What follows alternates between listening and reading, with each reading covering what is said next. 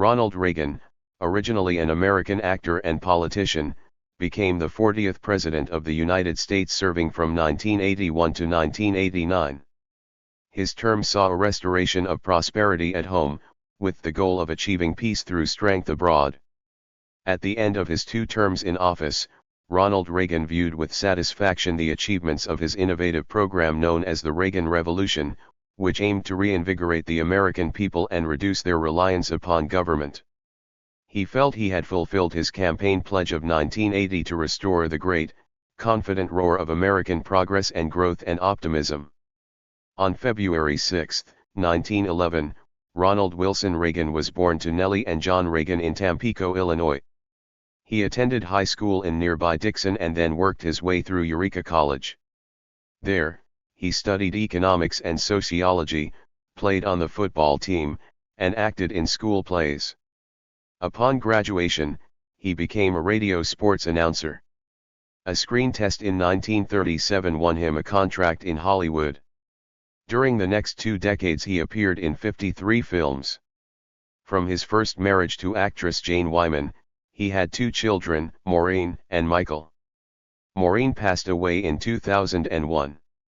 In 1952 he married Nancy Davis, who was also an actress, and they had 2 children, Patricia Ann and Ronald Prescott.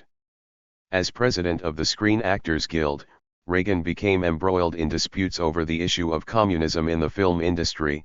His political views shifted from liberal to conservative. He toured the country as a television host, becoming a spokesman for conservatism. In 1966 he was elected governor of California by a margin of 1 million votes. He was re-elected in 1970. Ronald Reagan won the Republican presidential nomination in 1980 and chose as his running mate former Texas Congressman and United Nations Ambassador George Bush.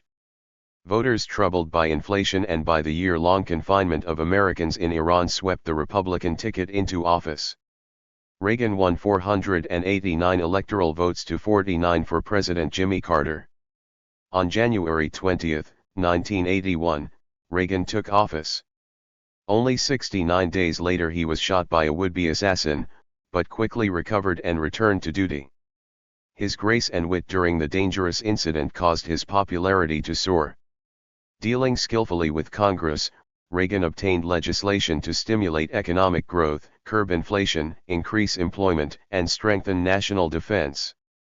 He embarked upon a course of cutting taxes and government expenditures, refusing to deviate from it when the strengthening of defense forces led to a large deficit.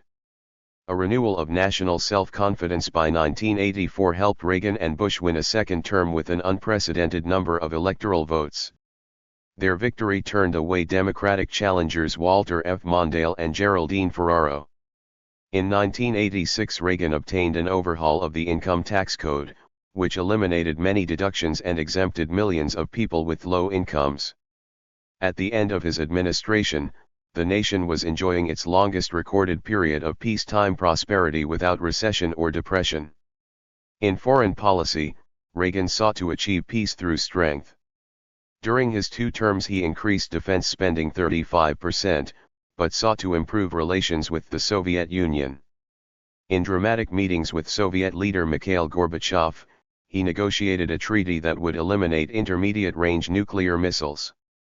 Reagan declared war against international terrorism, sending American bombers against Libya after evidence came out that Libya was involved in an attack on American soldiers in a West Berlin nightclub.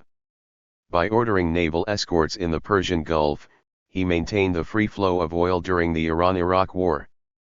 In keeping with the Reagan doctrine, he gave support to anti-communist insurgencies in Central America, Asia, and Africa. Overall, the Reagan years saw a restoration of prosperity, and the goal of peace through strength seemed to be within grasp.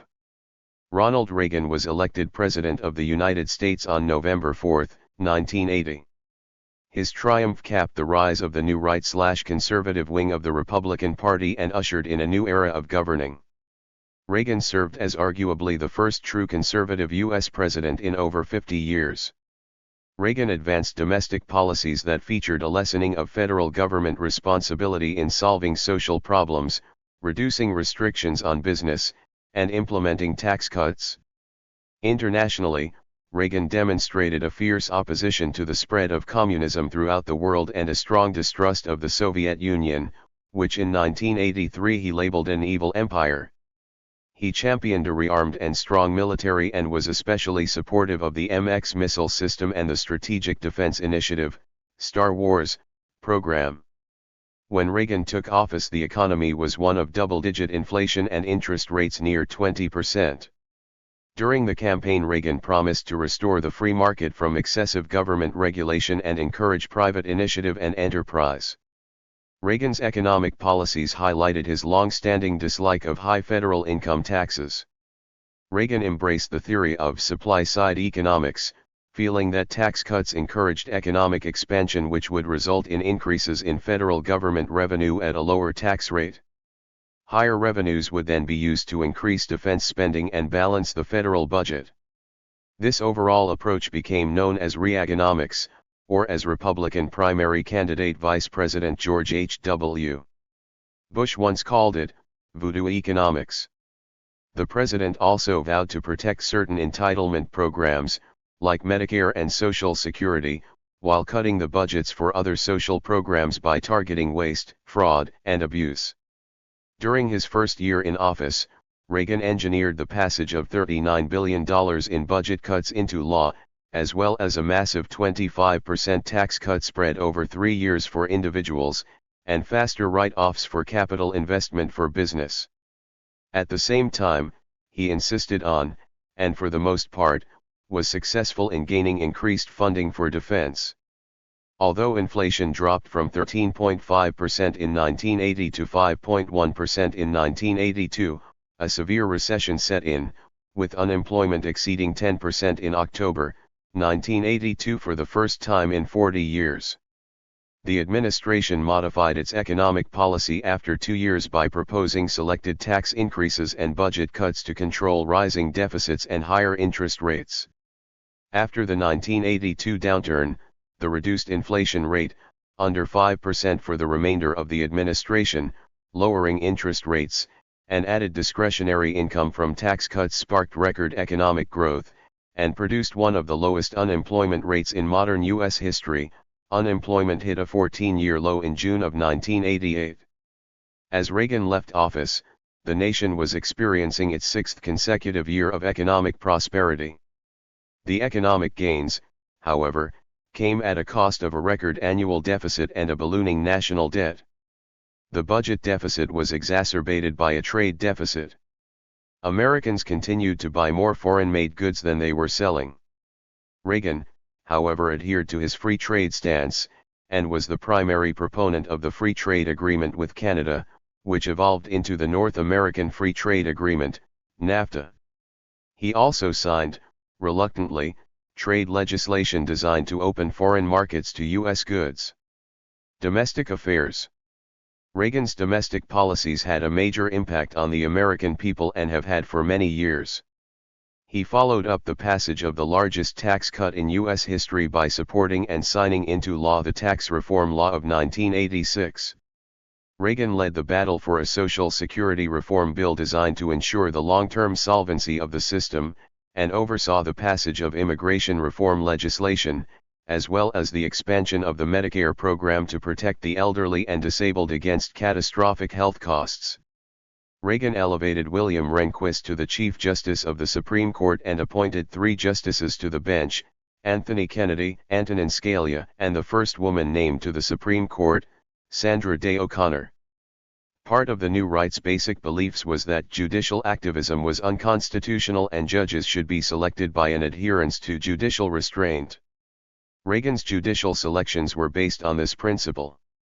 Reagan consistently received very high approval ratings.